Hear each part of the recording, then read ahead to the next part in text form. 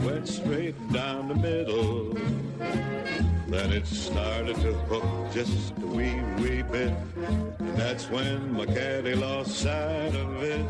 That little white pellet has never been found to this day. Hi, this is Kelly Elbin with Golf Life Navigators. Thanks for joining us for another episode of Voices of the Game, where we spend a few minutes with notable golf media who've made our game great down through the years, through their coverage, through their voices. Lucky to be joined again by, yes, a member of the golf media, but Peter Jacobsen. We know him well as the great player, as the fun guy, and a member of the Golf Life Navigators team. Peter, thanks for joining us again. Kelly, it's great to be with you as always. Thank you, Peter. Peter is a partner for Golf Life Navigators. We're delighted to have him as part of the family. And Peter, you also were part of a family for many, many years, a small family, but a family of two with the legendary actor Jack Lemmon, who was your partner at Pebble Beach for upwards of 17 years. So many stories that we'd like to talk about. But Peter, first of all, it's my understanding that Mr. Lemmon actually called you to ask you to be part of the team at Pebble Beach. Is that right? That is true, Kelly. It's no secret that my favorite tournament on the PGA Tour schedule was and always will be the AT&T Pebble Beach Pro-Am. People might be shocked to hear that. They might think it was the Masters or the U.S. Open or the British Open. For me, It was Pebble Beach, simply because Pebble Beach is my favorite golf course. I used to travel down spring breaks with my family. We would drive down the coast from Portland, Oregon, and play Pebble Beach every day, 36 holes a day, our clubs on our shoulders. So for me, the magic of Pebble Beach was only enhanced by the celebrities and all the athletes and all the executives and the CEOs playing at Pebble Beach in the AT&T, or I should say the Crosby Clambake back in the day. And along the way, after I played my first couple of tournaments, I had met a few of the actors. I met Clint Eastwood and Jack Lemmon, and was absolutely shocked when I got home. A couple of months after the AT&T, I got a phone call. My wife answered the phone in Portland, Oregon, and said, "Peter, Jack Lemmon's on the phone. He'd like to speak with you." And I thought, "Oh, this is one of my buddies. This is Kelly Elbin calling to pump me that it's Jack Lemmon, because you would do something like that." So I got on the phone, and sure enough, I could recognize Jack's voice, and he said to me, "I understand that you don't have a partner at the AT&T. Well, how would you like to partner with me, Slick?" And I said, "Mr. Lemmon, I would be honored." And that started, I think, close to 19 or 20 years of a partnership between Jack and I. And again, it only added to my love of that event because of my love for Jack Lemmon. Well, and speaking of, and we'll get into some of the great stories, but you wrote a very touching piece not too long after Mr. Lemmon passed away in 2001, where you, among other things, you described him as the most human person I have ever met. What did you mean by that? What was your perspective on that? I had seen so many Jack Lemmon movies, and we all know which ones they are, and I was always impressed by the fact that Jack Lemmon could make you laugh or he could make you cry in a movie. And I thought, wow, this guy's one of my favorite actors because of the range of the emotions that he can bring out in the audience. So when I had the chance to play golf with Jack and get to know him, I realized that what you saw was what you got. That was Jack Lemmon. Jack Lemmon could tell the funniest jokes, and I could tell you joke after joke after joke, where he would have the entire audience or a dinner party in tears with laughter. But then along the way, when he starts telling you certain stories or different aspects of different lives entwined with his lives, you'd realize that they're everybody's life. We all have tragic figures and unfortunate situations. And I realized that was the real depth of Jack Lemmon, was the fact that he was so human. And you saw that on the screen. So many times people are different on the screen than they are in person. And Jack, to me, was the same guy from the moment he got up out of bed till later in the day when his head hit the pillow, whether he was playing golf, having dinner, or shooting the movie. He was the same guy, and that really had an impact on me. Well, and the impact that I know that Jack wanted all those years was to play beyond Saturday, that holy grail that unfortunately you two never succeeded at, in getting to play the final round of the Crosby Clambake. But well, you came close. You had one year among those 18 or 19 where I think you were rained out in 98. You had some other years where you were a shot or two from making the cut after 54 holes. Did he really talk about giving away 2 of those Academy Awards for being able to play on Sunday? Was that really what he said?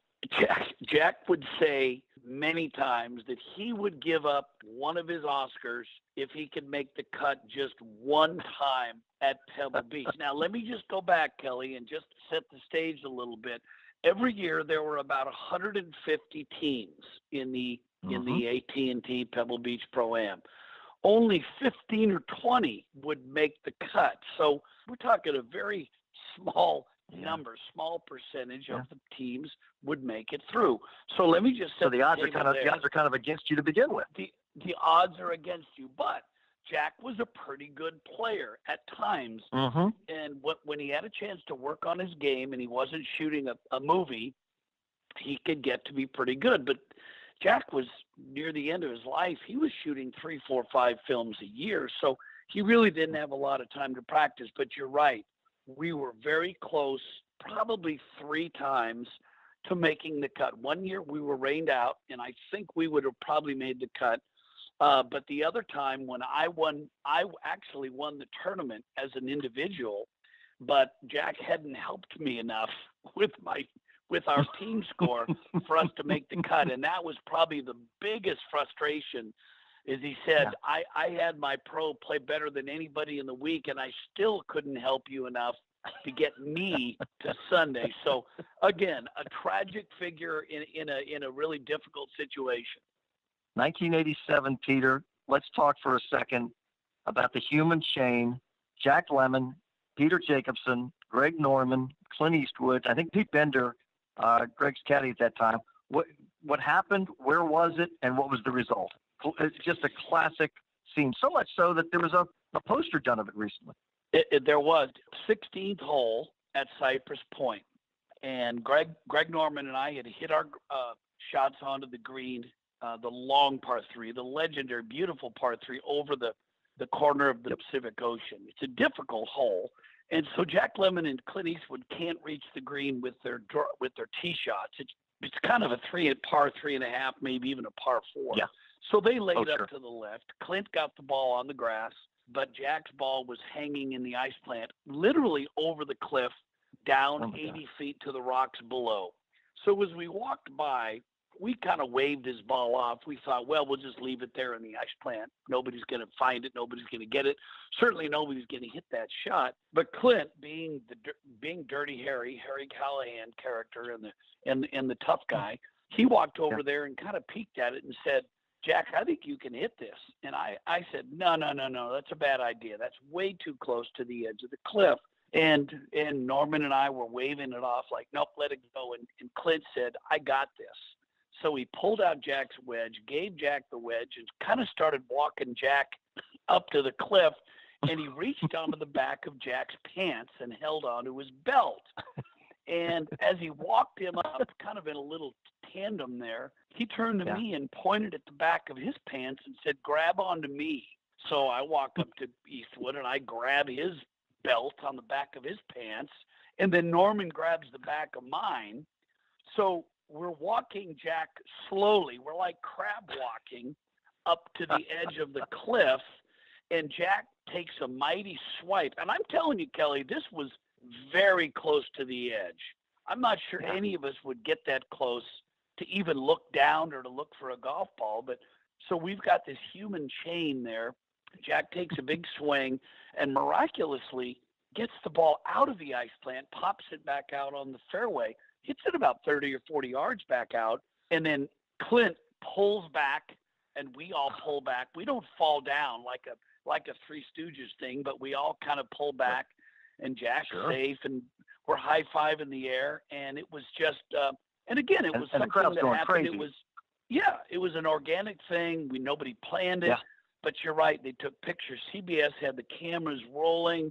There were all the people snapping picture. And last year at the AT&T 2017, they commemorated that 30-year anniversary by having a print done, a oil painting done of that foursome there. It was pretty cool. So Peter, he hits the great shot, and then what happens after that? Well, he walked over to the ball, which is in the middle of the fairway. He had about a 70-yard shot now. He grabbed his sand wedge and proceeded to shank it right back into the ocean.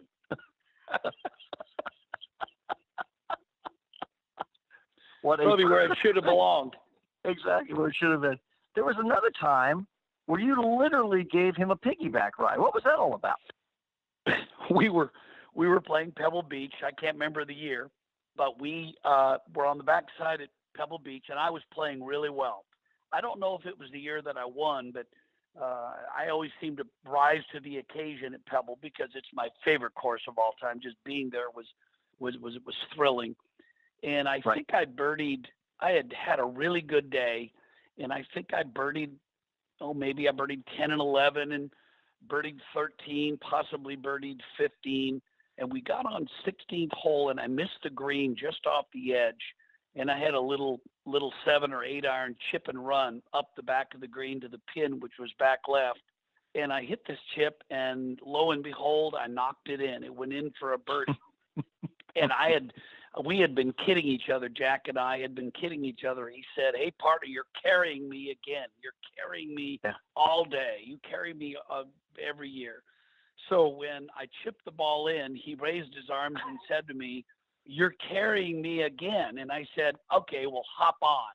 And I bent over, and this is on the CBS has got this because Gary McCord was doing the broadcast at that tower. Right. And I bent over, and Jack was a little guy, and I'm a pretty big guy.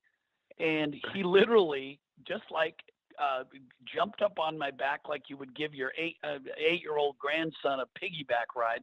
He jumped up on my back. I reached around, grabbed his legs, and I walked off the 16th green to the 17th tee. Did anybody photograph that, by the way? Do you have that somewhere? It's on film. CBS has got that on film because I've seen a replay of it. But it's moments like that in a situation like that just pop up, like the human chain we just talked about, or that situation. You don't plan for those things. Those things are just something that just happens. They just pop right up, and those are fun to do. I mean, let's face it, we're entertaining. We're supposed to be entertainers as it is, so it's fun to do. Well, and even more so as entertainers in that particular venue. Was winning there for you the highlight of your career? I would say so. I had a chance to win a couple times major championships, and I did on the Champions Tour. I won the Senior U.S. Open and the Senior Players. Right. But to me, winning on tour, winning on the PGA Tour is hard. Winning anywhere is hard. And I remember beating David Duval and Davis Love down the stretch there at Pebble Beach with Jack Lemmon watching and getting the trophy on the 18th green from Clint Eastwood. These all became good friends of mine. That was really rewarding because of my history at Pebble Beach with my family. So I would say it's definitely the highlight of my career. Put it this way, it's the greatest fun light of my career. Absolutely.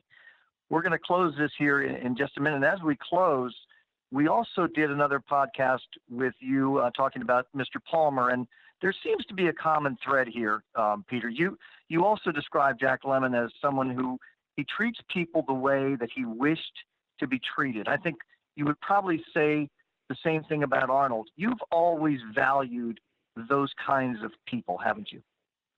I think the one thing that we all can do better at in our life, there's a couple things. Number one, I think we can all show more gratitude in our life. And I know that Arnold Palmer showed gratitude to everybody that came into his life that helped him get to where he was. And I know Jack Lemmon shared that same feeling. He was grateful to all of those people that helped him get to where he was. And if we think about it in our lives, we all don't just get to where we are on our own. We need help. Right. We need people supporting us and basically passing that baton. And that was the one thing that I loved about Jack Lemmon. Every time we would be at AT&T and we would have dinner at the Pebble Beach Lodge, or we would have dinner somewhere, he always wanted to take a walk after dinner. And we would always walk around the grounds at Pebble Beach because he always stayed at the lodge. And we would be walking and just talking. We might grab our putters. We might practice putt on the big putting green there near the pro shop at 8:30, 9 o'clock under the lights. And people would recognize Jack. They would say, "That's Jack Lemmon." And they may walk right up to Jack and start talking. And you know what Jack would do? He would talk right back like he was a neighbor, like he was an old friend. And they would ask him questions about his golf or the recent Academy Award that he won, or about anything. And Jack would talk to them like they were an old friend. And in my life, having an Arnold Palmer or a Jack Lemmon, two of the most famous people in their industries, treat people as if they wish to be treated, that had a huge impact on me. They didn't big time them. They didn't ignore people. They didn't treat them like crap because they were nobody. They always treated the little guy the same as the guy that owned the building. And that's important to me. Well, Peter Jacobsen, you've treated us to so much fun down through the years. And while Mr. Lemmon was not able to reach that holy grail, well, you had a lot of fun along the way, didn't you? I think it almost made it a better story that we never made the cut, because that was the eternal search. That was, as you said, the holy grail, the eternal spring of life. Looking for Ponce de Leon, looking for that magic potion. But we had so much fun laughing and just enjoying the game. Peter Jacobsen, thank you so much for joining us today. Kelly, thanks again. Thank you. This is Kelly Elvin with Golf Life Navigators. Thanks for joining us for this Voices of the Game, and we'll see you at the club.